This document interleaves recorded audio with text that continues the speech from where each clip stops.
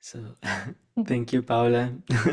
Again, now in English because we were recording in Spanish before now. But thank you so much for accepting this interview and um, this share of your experience to the Awareness Intensive who is in process. Um, and well, my first, I would like to leave the stage for you. So maybe you can talk us about how was your experience with being invited to such a process, and what did that mean for you when you heard, oh, there will be a process called Awareness Intensive. Who is in?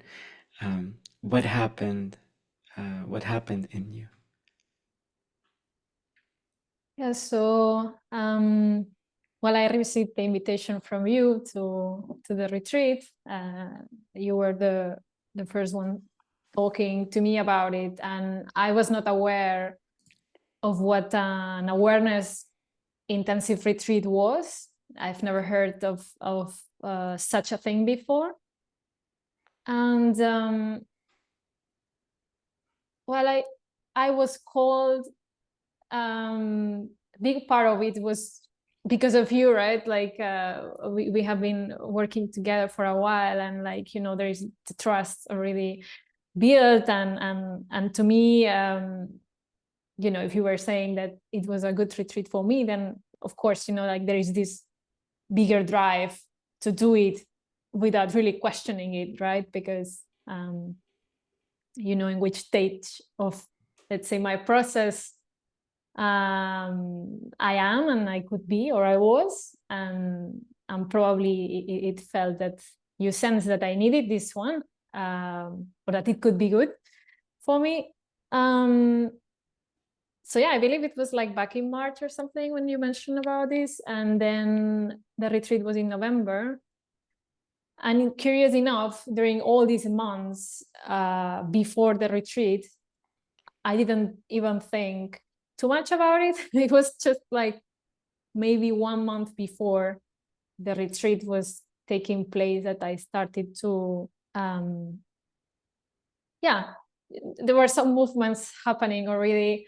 And at first I thought that it was going to be similar to a Vipassana, like a retreat in silence most of the time. And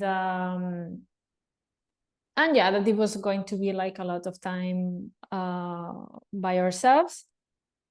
I had this in mind. Then there was also some resistance when we were like 2 weeks before going.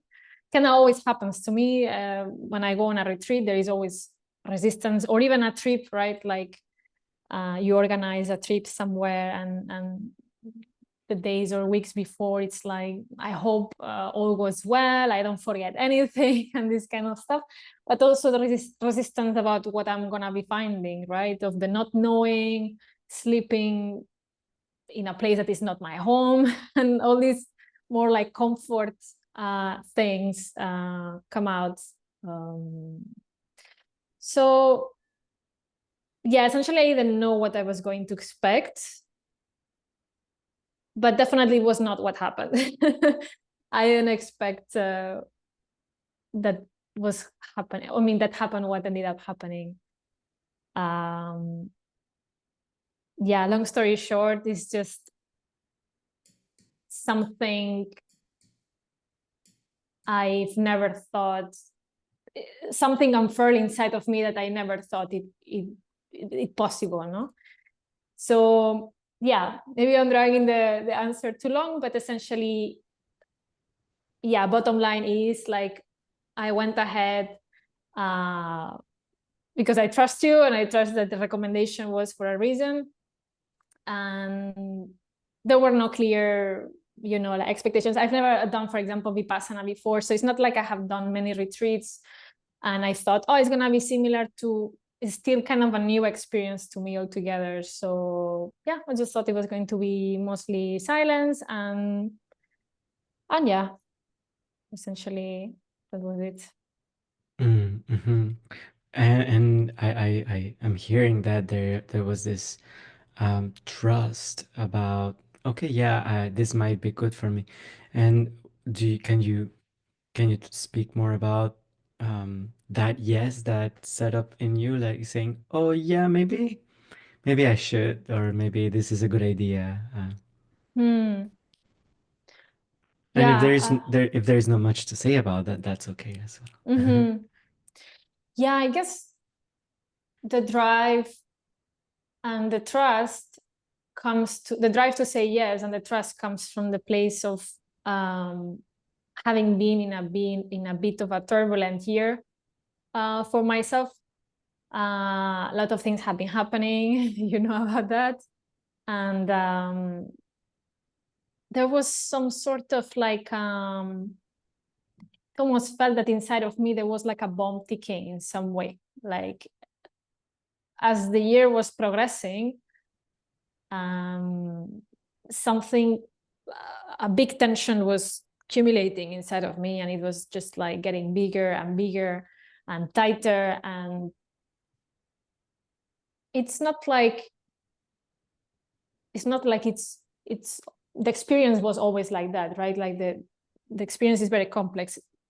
I feel that this year particularly I have been working a lot on myself through breathwork, and that helped me uncover a lot of like the narratives that I was telling myself about things that happened to me in the past. And I also have been studying somatic integrative trauma course, which gave me also tools to identify in which state is my nervous system right now, and so on and so forth. So it has been a year of investing a lot in learning more about how my body functions, my nervous system functions, and how the trauma has affected me and is still affecting me in different areas of my life. So it almost feels that it was very intense. Like I got into it, and it's like a deep dive, a deep investigation, and this can also overwhelm the system. No, well, if sometimes if when we start digging too much, like you go out this window, this threshold of tolerance, right? And I felt that I was still navigating those waters, going out of my window of tolerance, while still learning what that was for me and what is my threshold. So all this to say, I think the retreat came on the right time, because there was this conviction inside of me that there was something still wrong that I needed to fix. There was something broken because of X, Y, and Z that happened to me. And I have been uncovering it all this year. Now it's so clear, oh, this happened to me. Actually, what I was telling myself about this that happened, no, it had another tint to it, another flavor, another color. So it almost felt, but it almost felt that I was grasping the answer to something, and or the technique or the big release in which I'm fixed now. and I was not finding it. And there was this desperation, this sense of urgency inside of me. I lived with a lot of rushness inside, nervous, reading a lot, but still, like there was something. There is this like, still, I'm understanding more my nervous system. I'm understanding more intellectually what's going on, but I still don't feel better. So I think inside of me, when you came and told about the retreat, there was this, probably I need a way out of all this bubble, all this framework in which I'm working on myself, that it's not proving to be really transformative. I mean, it's proving me to help me identify some things on the mind level, and saying, okay, maybe I'm hyper aroused now, or I'm in dorsal, but it's not. But what else, right? There was this still feeling of insatisfaction in some way. And this kept growing and growing and growing, thinking, okay, I keep investigating, and still I feel the same.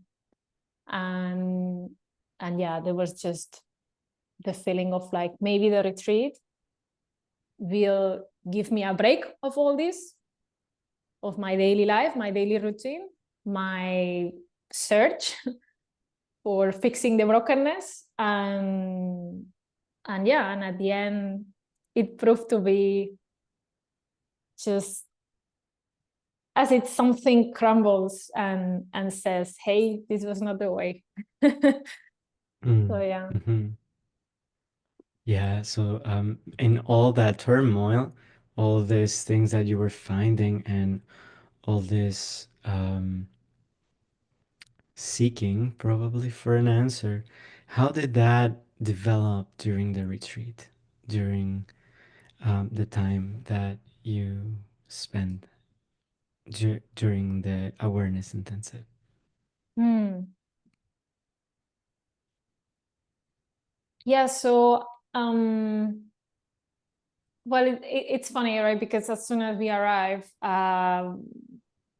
you start having, especially after the first instructions, know of how the retreat is gonna go, then you start building. The mind starts thinking, oh, okay, so we will do this, and that means this might happen, no? Or you start making a picture.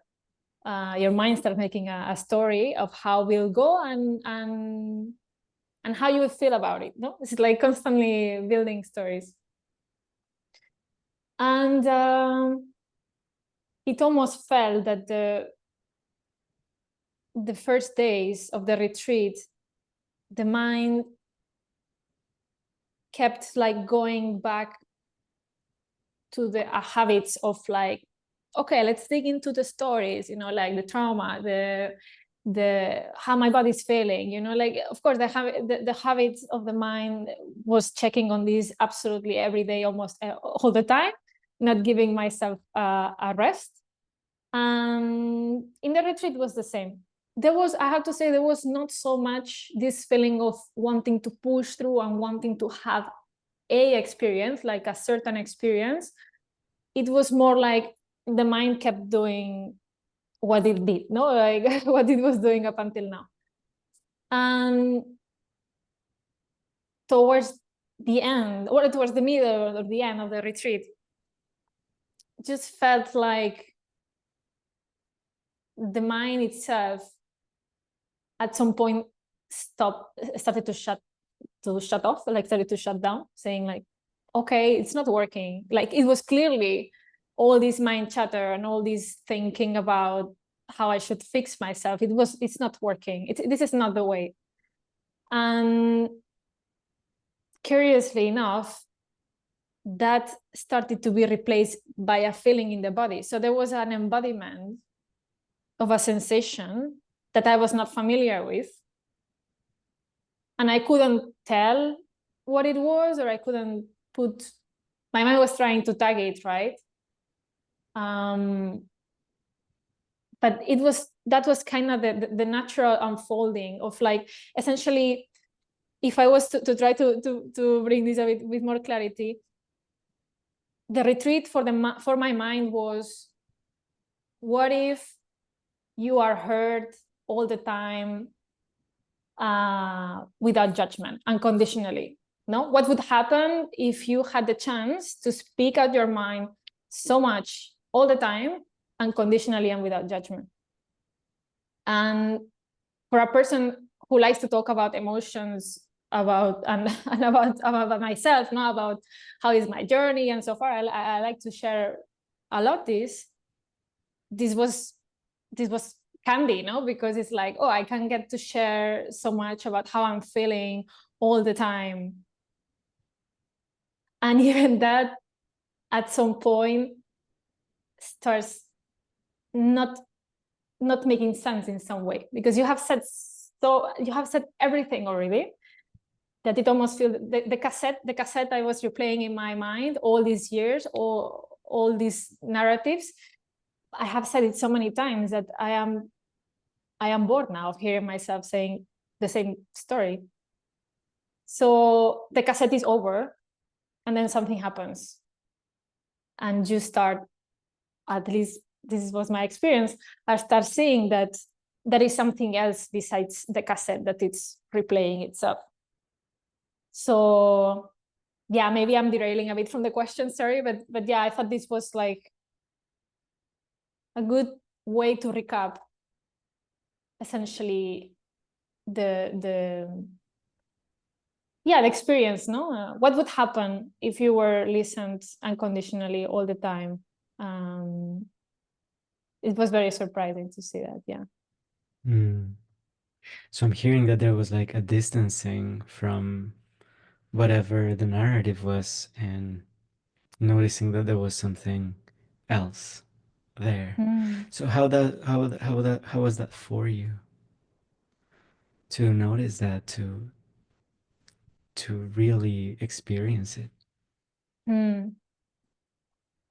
Yeah, it almost felt like I was there before, like, or my mind thought, okay, this conclusion that we are not what we think, that we shouldn't identify ourselves with thoughts, no, that we should let them go, and this kind of thing is like, yeah, I knew this, no, like I felt like it's familiar to me, this thought.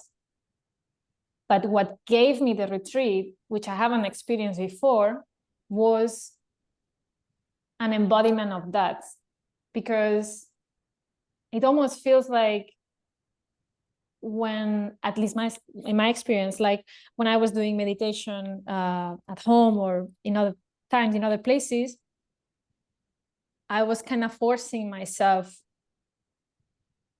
to label my thoughts, all unpleasant or pleasant, and then just notice that there was already a fight.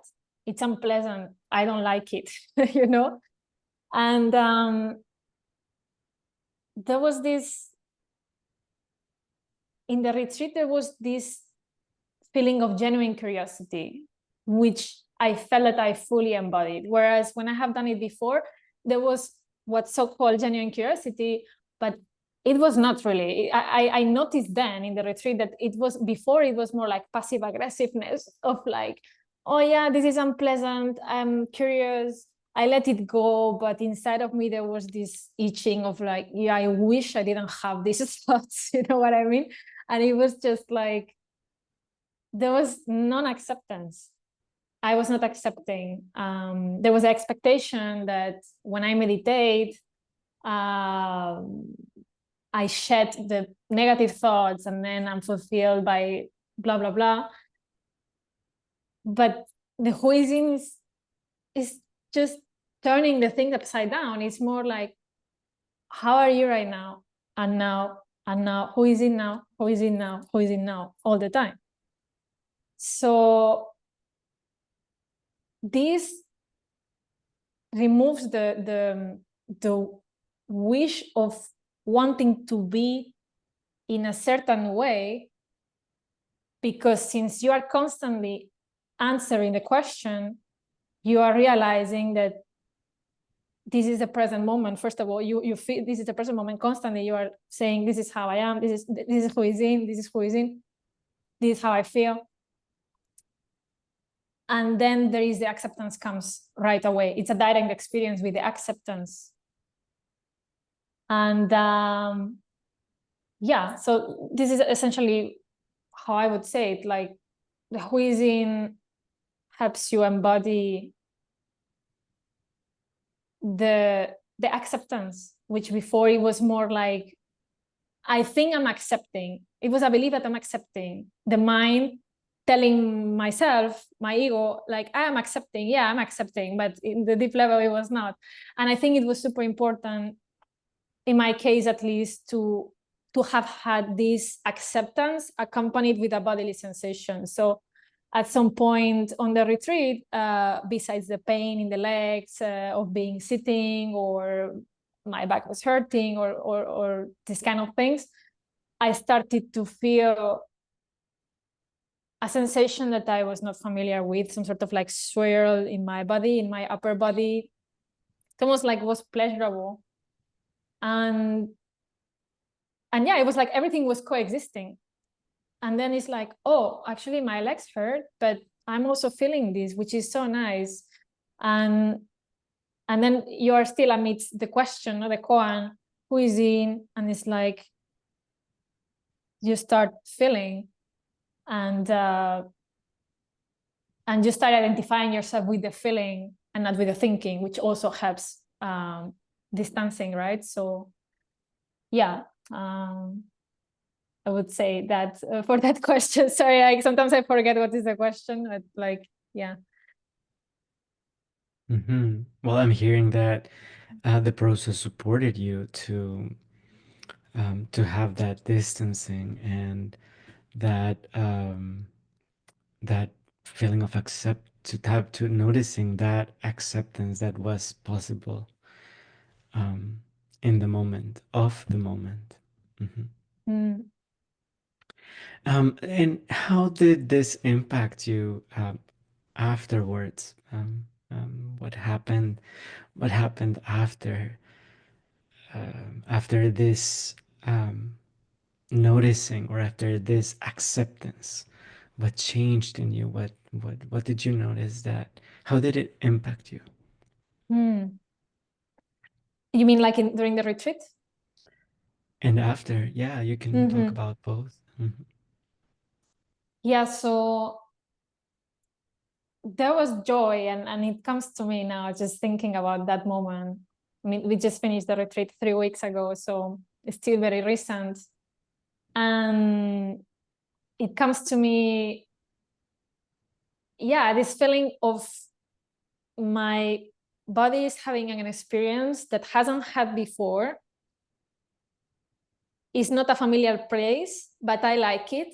And then it's when I started to think, oh, wait, maybe this is the answer I was looking for. No? Which is like, before I was used to pushing hard, reading a lot, working a lot on myself in ways that were, they could be useful on some level, but this almost felt like this is the key to everything. It almost felt like I touched the bottom of all, no? Of everything. So yeah, so the sensation of like discovering myself, what happens if I am asked constantly, who is in, how am I, in this moment? And then at some point, it was like a journey, like at some point it was like the mind telling the stories, the narratives, so many times that at some point you get bored of it and you see, okay, I guess I'm not those stories, because there is something else after those stories. No, once you get tired of explaining all the time, the cassette finishes, it's like, okay, there is something else besides the cassette. And then you start focusing more in the body. I'm feeling this sensation in my back, in my belly, in my legs. And at some point, there is this, since the koan keeps coming and keeps living inside of you, at some point there is, this turns into acceptance, and this turns into joy, in the sense of like, this is really the present moment. This is really what it is to be living in the present moment.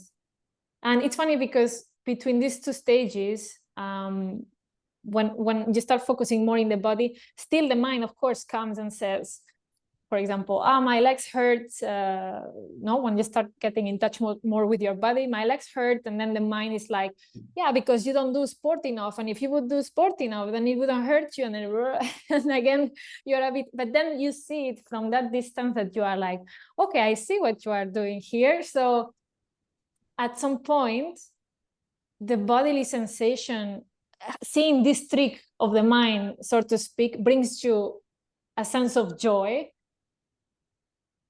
And it's almost feeling like, oh, I got what this is about now. And then there is the acceptance of like, okay, this is happening, but this is also happening. And myself, my experience keeps unfolding at every moment. And yeah, and again, I think what is key is that, at least what I felt was this replacing, no, because sometimes we are like meditating and we are like, okay, the thoughts, I accept them with curiosity, what I said earlier. But then there is nothing that replaces it. There is just our mind trying to say, yeah, I am accepting. But then how it is to feel that acceptance?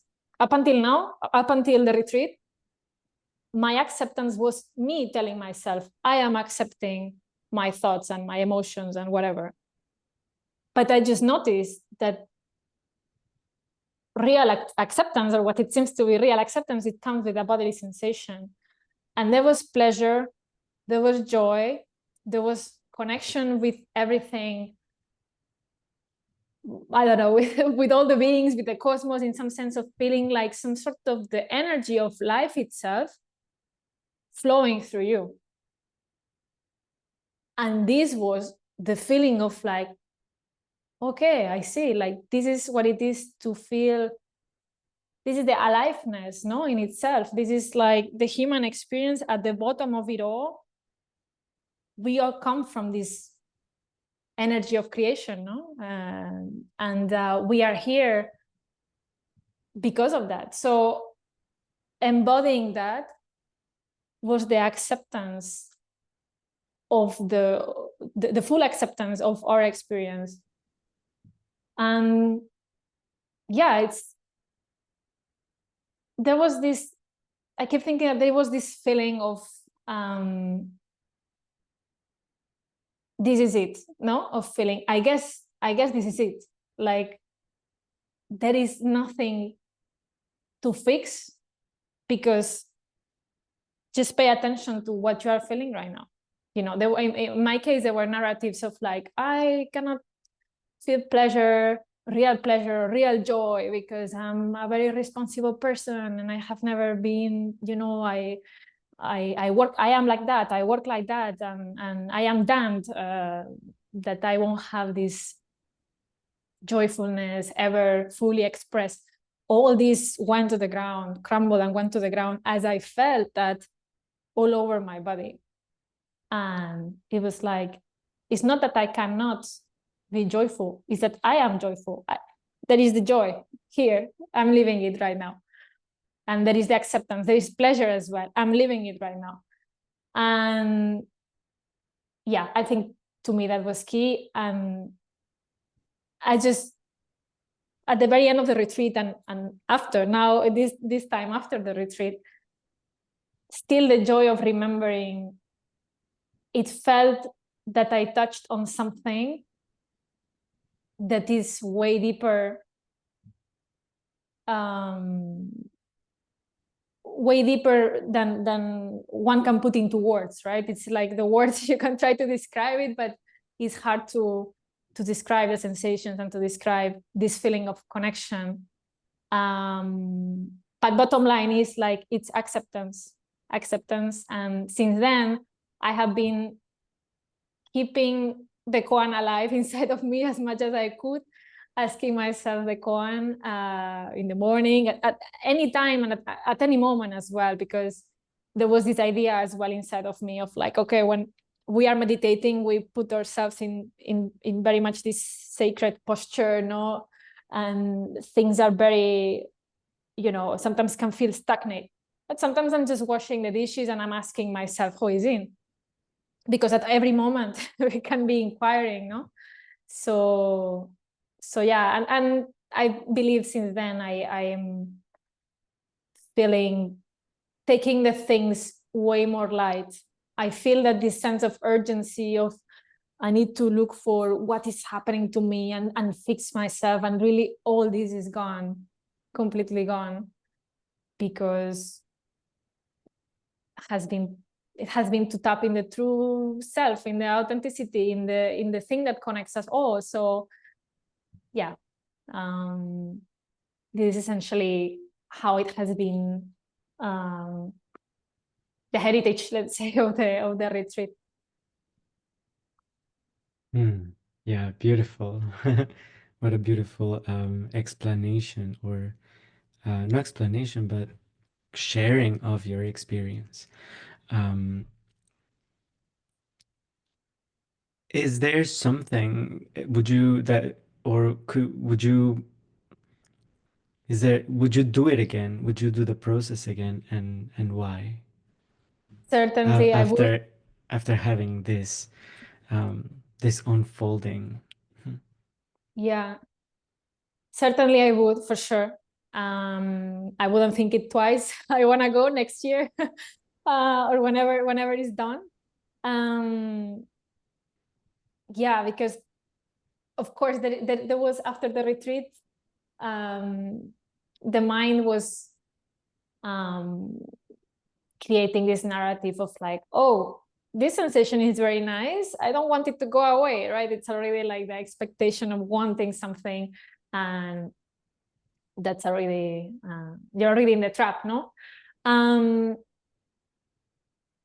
so there was this part of me thinking, oh, I wish I stay like this all the time, but this is again not accepting, and this is again fighting or human nature, which we are creatures that make sense of everything or try to make sense, and that's why we create stories, right? So it's like the mind is crawling into every aspect of it, even like capitalizing on the good experience of something, no? And good itself, it's already a label of the mind, right? So yeah, I would repeat it for sure, because this is a constant job, right? Like this is a constant work. It never ends, and it's good to remind ourselves of what is the truth and what is really deep there. But I just feel that, yeah, having tapped at it, you almost feel like I really want to live this again, almost as some sort of like a detox or a cleanse. Because I don't know what is going to happen in few months, in 2 months, in three, um, but it almost feels it's good to keep a maintenance in some way, and to tap again in the authenticity, for sure. For sure, I would do it. Yeah. Mm. Yeah, it's a powerful experience that, and um yeah, and every time it's a different experience as well. Just like Mm, every moment. exactly, exactly. Yeah. Hmm. Yeah, that's the thing, no? That I think next time I do it, I will think that I'm gonna have, my mind is already thinking that we'll have the same experience as now that I had, and it will want to have that same experience. But precisely that is not what is gonna happen, and that's why this kind of becomes addictive in some way, because you want to.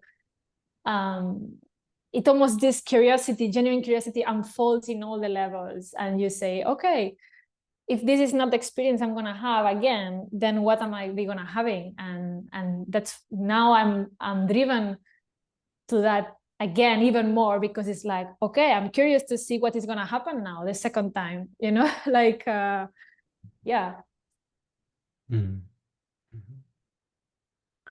Well, thank you so much for sharing all that, and for accepting this invitation, and um yeah, for sharing your experience Mm. with me and everybody that will be looking at this video. Thank you to you for Mm.